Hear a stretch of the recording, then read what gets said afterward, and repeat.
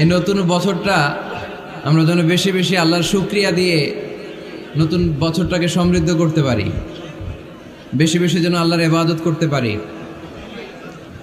নতুন বছরে আমরা শপথ নেই, আমরা যেন অন্তরে হিংসা লালন না করি, বিদ্বেষ লালন না করি, আমরা নিজেরা যেন কাদা ছোড়াছুরি না করি, আমরা যেন মিলেমিশে একসাথে একাকার হয়ে যাই। আল্লাহ তুমি কবুল করো, আমরা পড়ি আমিন। 60টা জিনিস মানুষ মরে যাওয়ার পরে তার কবরে পৌঁছতে থাকে।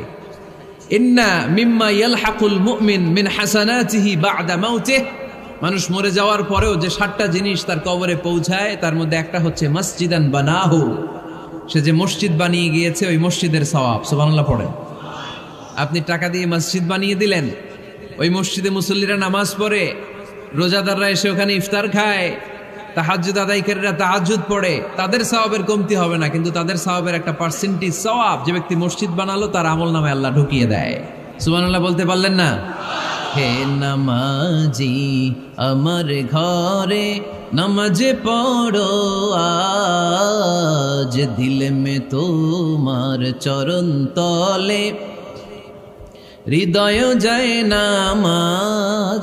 হে নামাজি আমার ঘরে নামাজে পড়ো আজ, দিলে মে তোমার চরণ তলে হৃদয় যায় নামাজ। পড়েন আল্লাহু আকবার। কি সুন্দর লিখেছেন কাজী নজরুল ইসলাম। কাজী নজরুল ইসলাম খুব সুন্দর করে বলেছেন, মসজিদেরই পাশে আমায় কবর দিও ভাই, ঠিক কিনা? মসজিদেরই পাশে আমায় কবর দিও ভাই, যেন গোরে হতে মুয়াজ্জিনের আযান শুনতে পাই। আমার গোরের পাশে দিয়ে ভাই নামাজিরা যাবে, পবিত্র সেই পায়ের ধ্বনি এ বান্দা শুনতে পাবে। গোরা যাব হতে গুনাহগার পাইবে রেহাই, মসজিদেরই পাশে আমায় কবর দিও ভাই। কত মানুষ নামাজি ভাই মসজিদাঙ্গিহীনাতে, আল্লাহর নামের জিকির করে লুকিয়ে গভীর রাতে। আমি তাদের সাথে ওই আল্লাহর নাম জপতে চাই, আল্লাহর নাম জপতে চাই। পড়েন সবাই, মসজিদেরই পাশে আমায় কবর দিও ভাই, যেন গোরে হতেও মুয়াজ্জিনের আযান শুনতে পাই। চিল্লায় পড়তে হবে আমিন। কি দরদ ছিল আমাদের জাতীয় কবি কাজী নজরুল ইসলামের, মসজিদের পাশে আল্লাহ তুমি আমার কবর দিও। আল্লাহ এই দোয়াটা কবুল করে নিয়েছে, ঠিক কিনা? ওনার কবরের পাশে মসজিদ আছে না নাই? আছে। এজন্য মসজিদের সাথে সম্পর্ক জুড়ে দেওয়া এটা ইমানদারের আলামত, আর মসজিদকে ঘৃণা করা এটা মুনাফিকের আলামত। এজন্য আমরা যেন আমাদের হৃদয়টাকে মসজিদের সাথে জুড়ে দেই, মসজিদের সাথে যেন সুসম্পর্ক থাকে। মসজিদ সবার, মসজিদ নিয়ে দলাদলি নাই।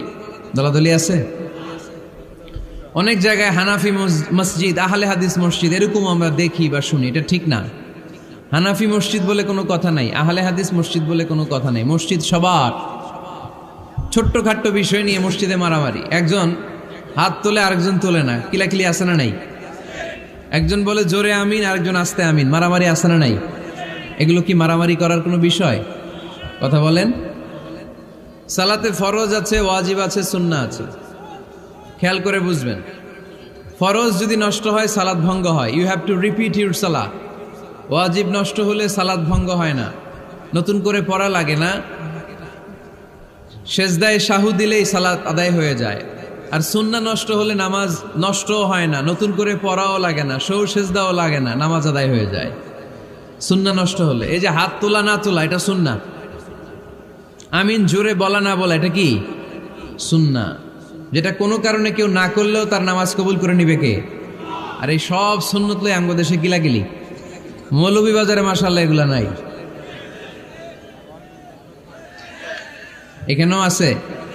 এগুলার অবসান ঘটুক, আমরা চাই কি চাই না?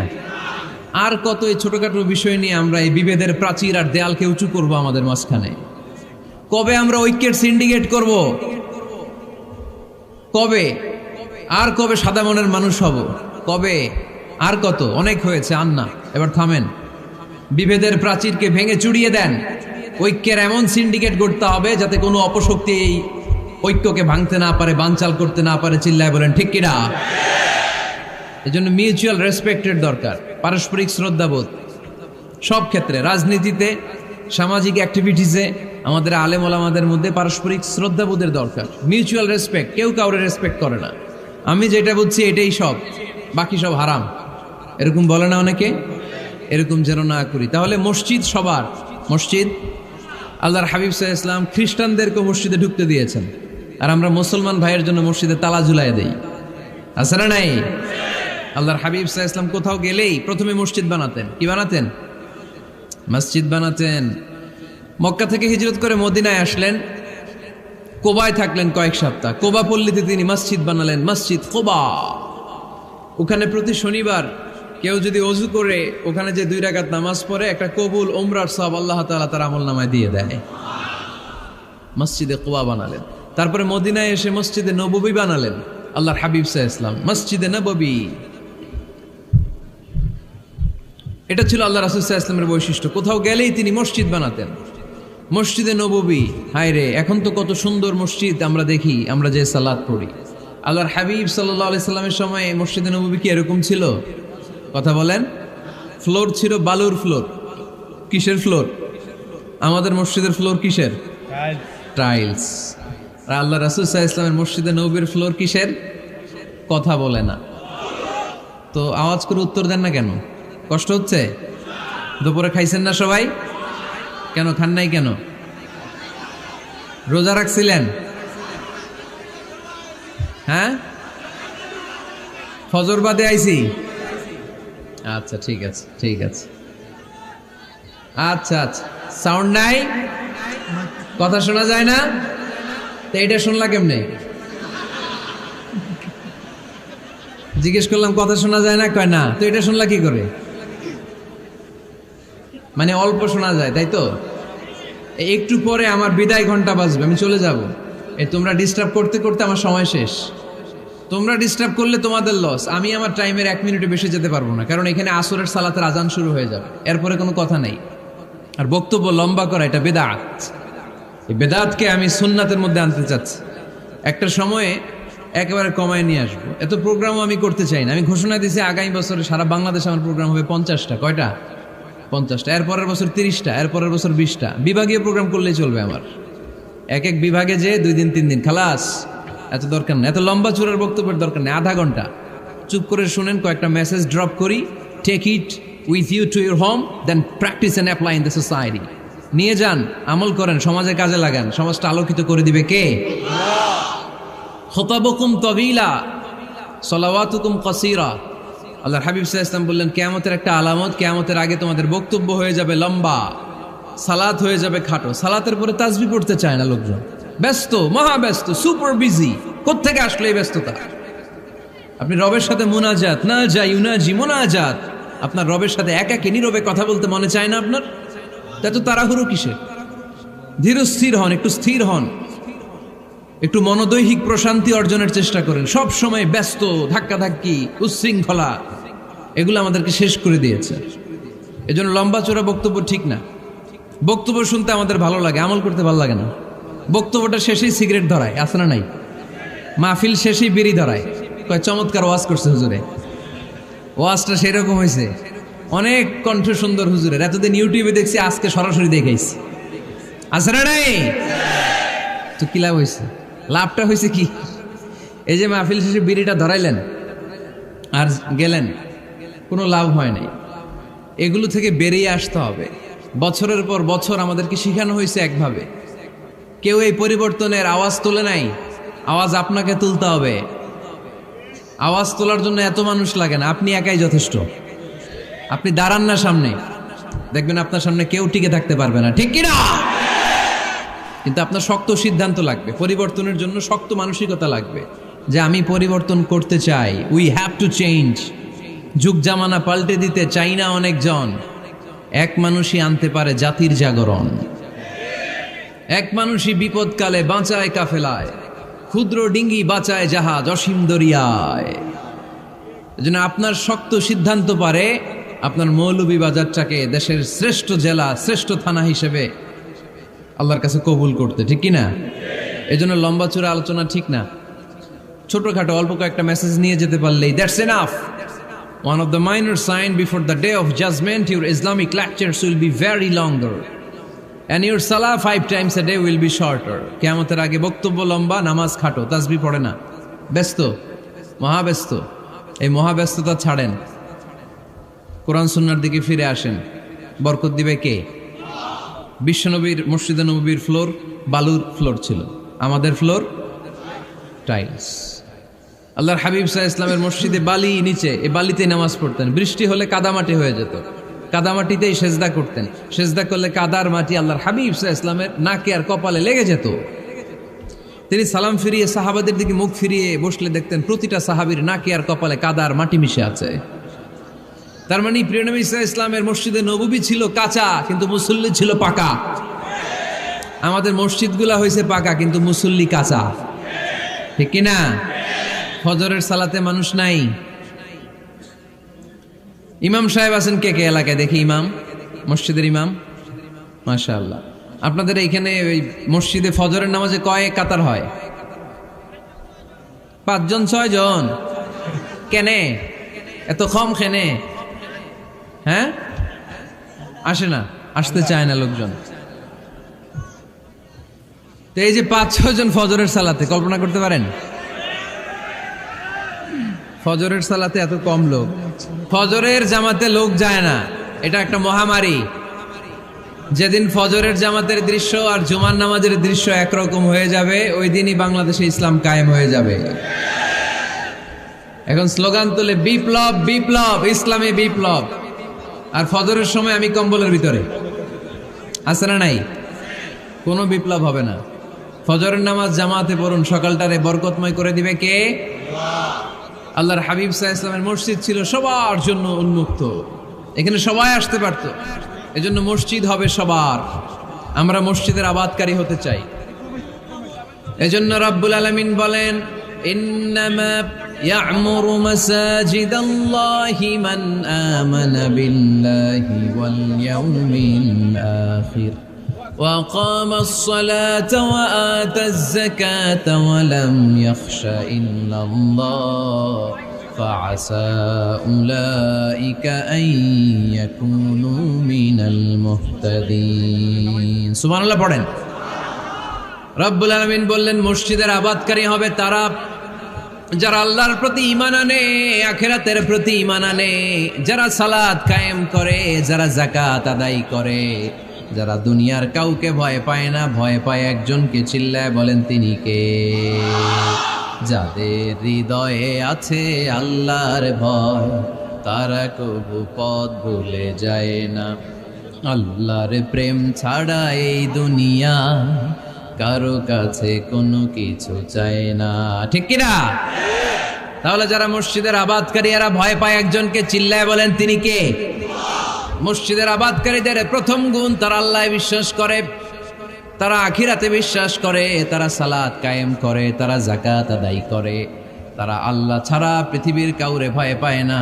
আল্লাহ বলেন ফাআসা উলাইকা আইয়াকুনু মিনাল মুহতাদিন, আশা করা যায় তারাই হলো হেদায়েতের রাস্তার উপরে আছে, ঠিক কি না? তারাই মসজিদের আবাদকারী, যারা মসজিদে যায়, সালাত আদায় করে। এখন মসজিদের আবাদকারী আপনি হতে চান, আপনি মসজিদে যান না, আপনি আবাদকারী হতে পারবেন?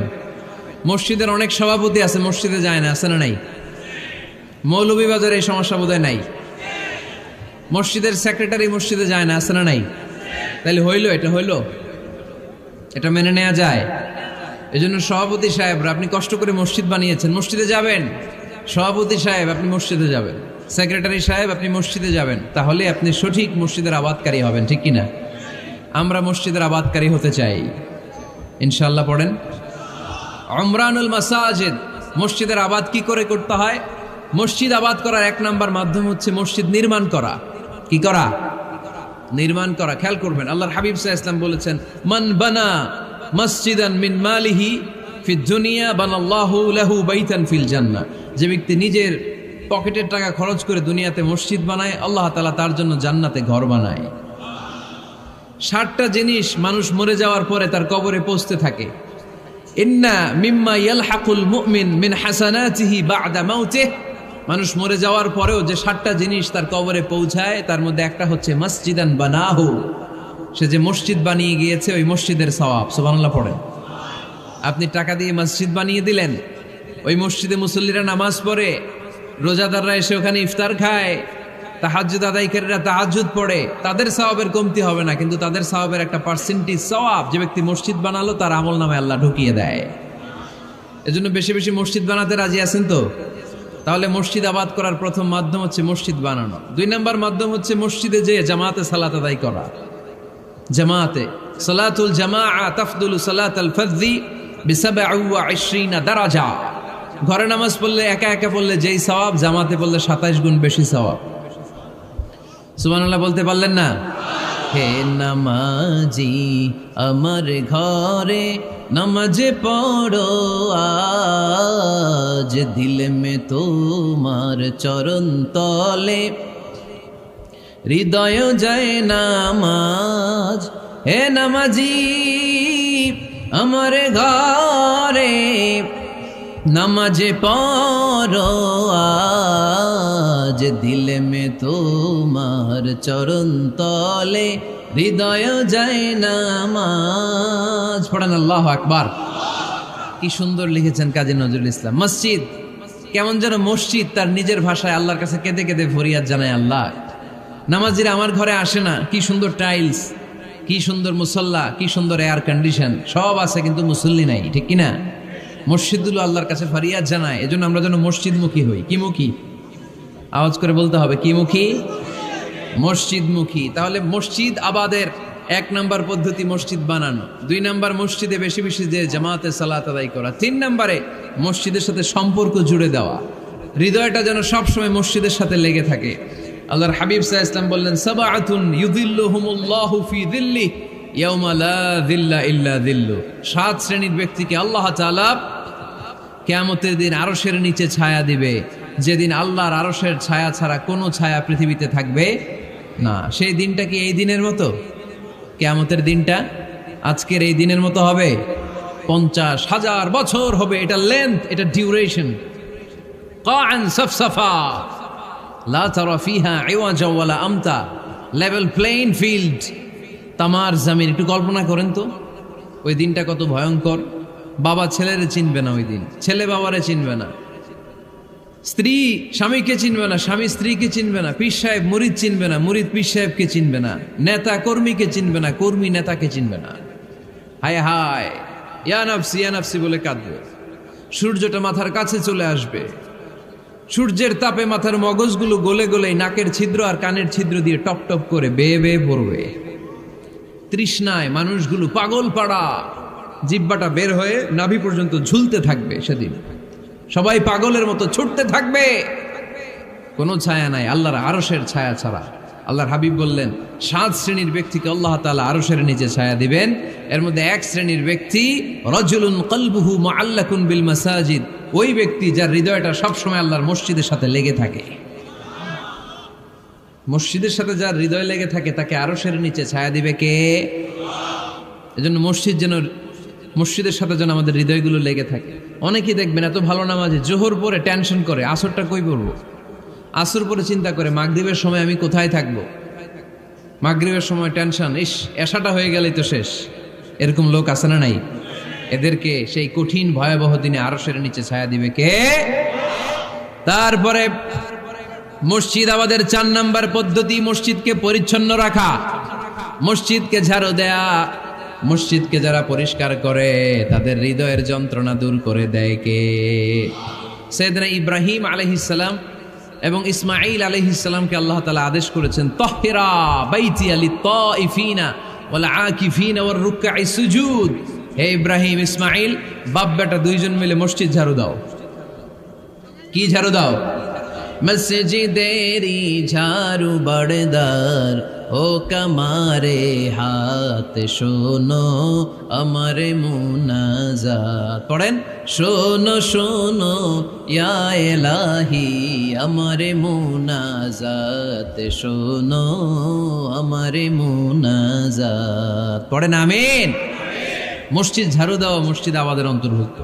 আপনারা কেউ কোনোদিন মসজিদ ঝাড়ু দিয়েছেন নাকি? কে কে দিয়েছেন দেখি? সবাই সবাই মসজিদের খাদেম? মাশাআল্লাহ। আমিও দিছি মসজিদ ঝাড়ু, অনেক দিছি। মাশাআল্লাহ, আল্লাহ তুমি কবুল করো। যাদের হৃদয়ে বড় জ্বালা, ফ্যামিলিতে সুখ নাই, শান্তি নাই, তারা হৃদয়ে প্রশান্তি আনতে চাইলে এতিমখানায় যাবেন, এতিমের মাথায় হাত বুলিয়ে দিবেন, এতিমের মুখে খাবার তুলে দিবেন। আপনার হৃদয়টারে নরম করে দিবে কে? আল্লাহর ঘর মসজিদে যাবেন, নিজ হাতে মসজিদটারে একটু পরিষ্কার করে দিবেন, আপনার জীবনটারে উজালা করে দিবে কে? তাহলে এগুলো করার মাধ্যমে আমরা মসজিদের আবাদ করতে চাই। আমরা মসজিদের আবাদকারী হতে চাই কি চাই না? আল্লাহর ঘর মসজিদ আবাদ করার মতো শ্রেষ্ঠ কাজ পৃথিবীতে হতে পারে না। এই মসজিদের কিছু আদব আছে, আল্লাহ রাসূল সাল্লাল্লাহু আলাইহি ওয়াসাল্লাম বলেছেন এই আদবগুলো মেনটেন করে যেন আল্লাহর ঘর মসজিদের সাথে আমরা ব্যবহার করি। মসজিদের 1 নম্বর আদব হচ্ছে মসজিদে ওযুর সাথে প্রবেশ করা। কিসের সাথে? ওযু করে পরিচ্ছন্ন হয়ে মসজিদে প্রবেশ করা। এজন্য অপবিত্র অবস্থায় গোসল ফরজ, এরকম অবস্থায় মসজিদে ঢোকা যাবে? কথা বলেন, ঢোকা যায়? যেই নারীদের মাসিক চলতেছে, মেনস্ট্রুয়েশনাল পিরিয়ড চলতেছে, ওই নারীদের পক্ষে মসজিদে ঢোকা জায়েজ আছে? নাই। তাহলে এটা হলো 1 নম্বর আদব। মসজিদে ঢোকার সময় কি করে ঢুকবো? ওযু করে। আওয়াজ করে বলেন, কি করে ঢুকবো? ওযু করে। 2 নম্বর আদব হচ্ছে মসজিদে যাওয়ার সময় সবচেয়ে ভালো জামাটা পরে যাব, সবচেয়ে ভালো পাঞ্জাবিটা পরে যাব। জান তো আপনারা? না সবচেয়ে সিরাটা পরে যান? হ্যাঁ, অনেকের নামাজের জন্য একটা পুরান জামা আছে, সিরা পাড়া, এদিকে হাত উঠাইলে দিকতে দেখা যায়, আছে না নাই? সবচেয়ে সিরা পাড়াটা রাখে নামাজের জন্য, কপাল পোড়া। আর সুন্নাতে খাতনার অনুষ্ঠানে গেলে মাশাআল্লাহ লেহেঙ্গা গায়ে দেওয়া যায়, আছে না নাই? না, আপনি ইবাদতের জন্য সবচেয়ে সুন্দর জামাটা রাখবেন। এজন্য রাব্বুল আলামিন বলেন, ইয়া বানি আদম খুযু জিনাতাকুম ইনদা কুল্লি মসজিদ। ও বনি আদম, তুমি যখন আল্লাহর ঘর মসজিদে ঢুকবা, ও বনি আদম, তুমি যখন নামাজের মুসল্লায় দাঁড়াবা, তোমার সবচাইতে দামি, সবচাইতে সুন্দর জামাটা গায়ে দিয়ে তুমি নামাজে দাঁড়াও। ঠিক কি না? তাহলে এখন মসজিদে যাওয়ার সময় কি গায়ে দিয়ে যাবেন বলেন? খিতা করবাইন? হ্যাঁ, মাশাআল্লাহ। হ্যাঁ, সবচেয়ে ভালো কাপড়টা আয়রন করে পারফিউম মেখে তারপরে আমরা যাব। রাজি আছেন তো? 3 নম্বর আদব হচ্ছে মসজিদে ঢোকার সময় বাম পা দিয়ে ঢুকতে হয়।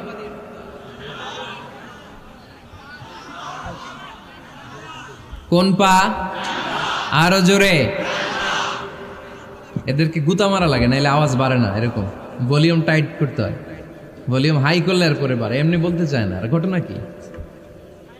হ্যাঁ, খায় নাই। বদরের যুদ্ধ হয়েছিল রমাদানে, কোনো সাহাবী খায় নাই। না খাইয়া একেবারে সাইজ করে দিছে কাফেরদেরকে। আমরা না খেলেও আমাদের হৃদয়ে ইমানি শক্তি আছে না নেই? এই তো বোঝা যাচ্ছে ইমানি শক্তি আছে। এতক্ষণ আছিল কই? তো মসজিদে ঢোকার সময় কোন পা দিয়ে? এগুলো মনে থাকে আমাদের? ভুলা যাই আমরা, খেয়াল থাকে না তো এগুলা। এত কিছু মনের মধ্যে রাখলে এগুলো মনে থাকবে কেমনে? মসজিদে ঢোকার সময় কোন পা? আরো জোরে। বেরোয়ার সময় কোন পা?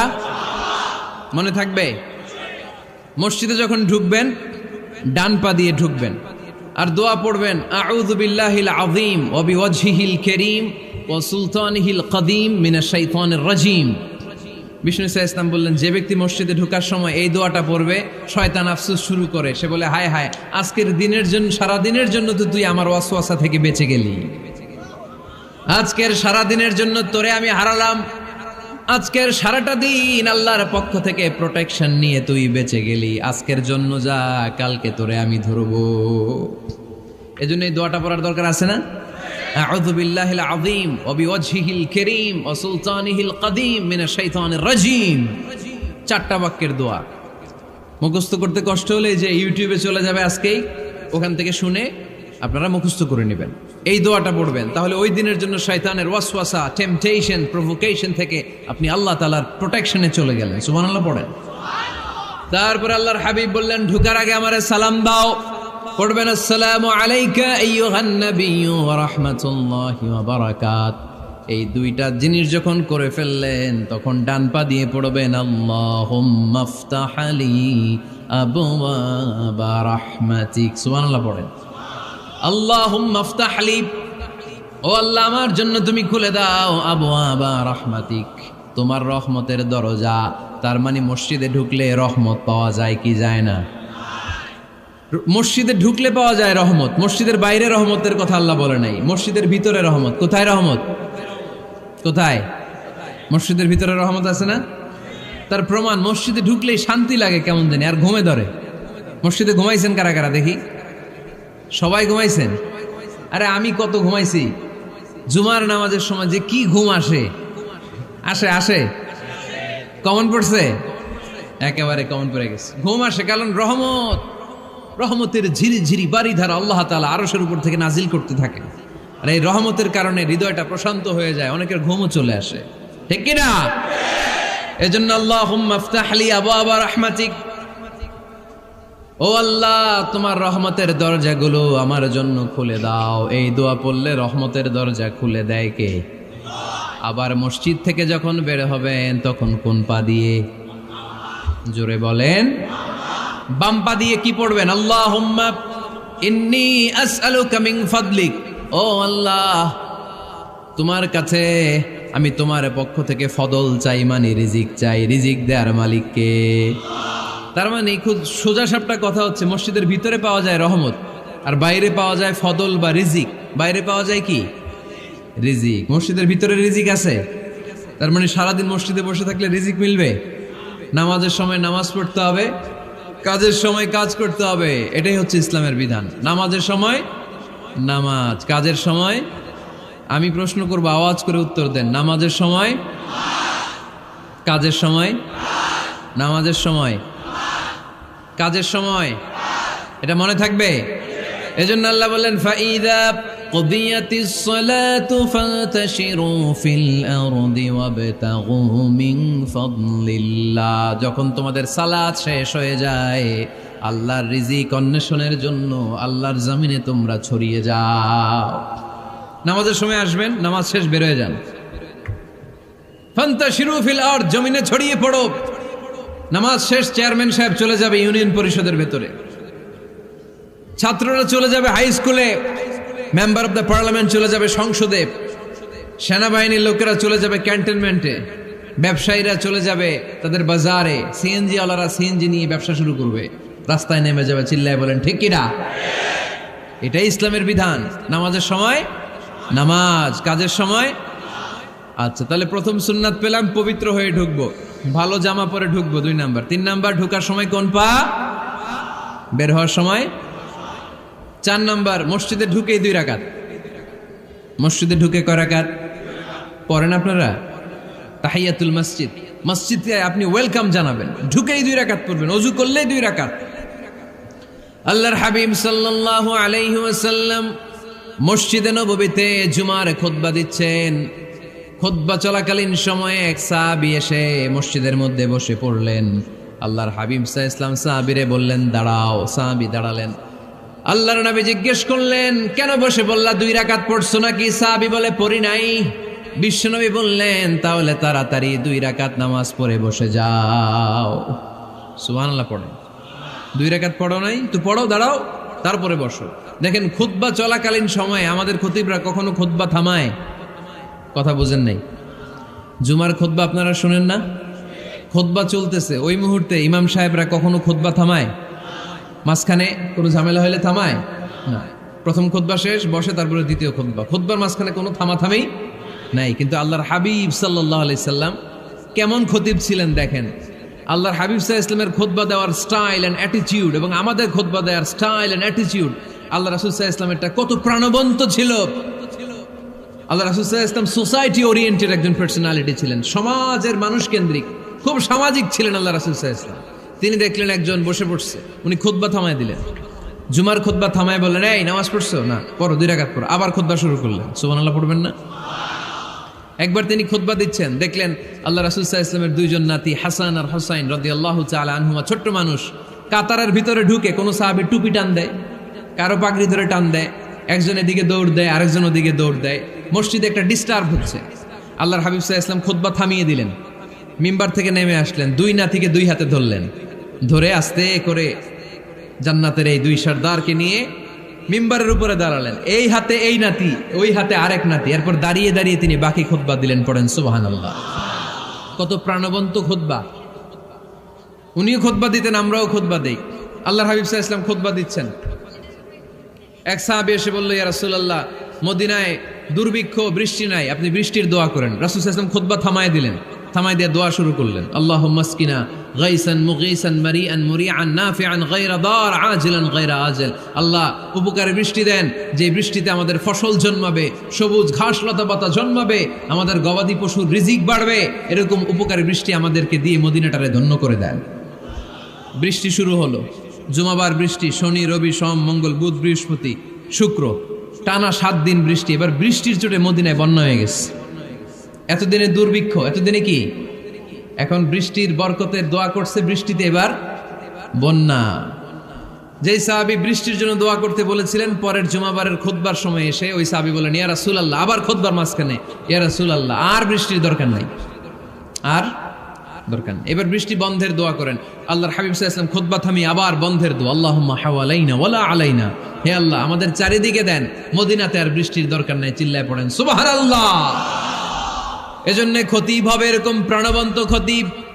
সমাজে কি চলে, কি ক্রাইসিস, কি সংকট, ইয়াংরা কোন সমস্যায় ভোগে, আমাদের রাজনৈতিক অঙ্গনে কি সমস্যা, আমাদের অর্থনৈতিক অঙ্গনে কি সমস্যা, আমাদের সামাজিক অঙ্গনে কি সমস্যা, আমাদের পরিবারগুলোর ভেতরে কি ঝামেলা, প্রত্যেকটা কথা মসজিদের মিম্বার থেকে আসার দরকার আছে না নাই? আল্লাহর হাবিব সাল্লাল্লাহু আলাইহি ওয়াসাল্লাম এইভাবেই সমাজকে ঠিক করে দিতেন। 2 রাকাত মসজিদে ঢুকে আজকে থেকে আমরা পড়ব। মসজিদে ঢুকলেই কয় রাকাত মনে থাকবে না ভুলে যাবেন? তারপরে আল্লাহর হাবিব সাল্লাল্লাহু আলাইহি ওয়াসাল্লাম বলেছেন, খবরদার কবরের উপর মসজিদ বানিও না।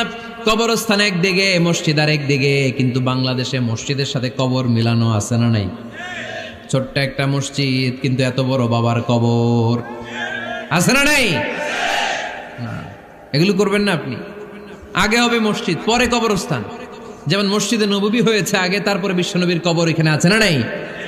মসজিদে নববী প্রতিষ্ঠিত হয়েছে আগে, পরে বাকি কবরস্থান আছে না নাই? কিন্তু কোন আল্লাহর ওলির কবরস্থানের উপরে যদি মসজিদ বানান, তার উপর লানাত দিয়েছে কে?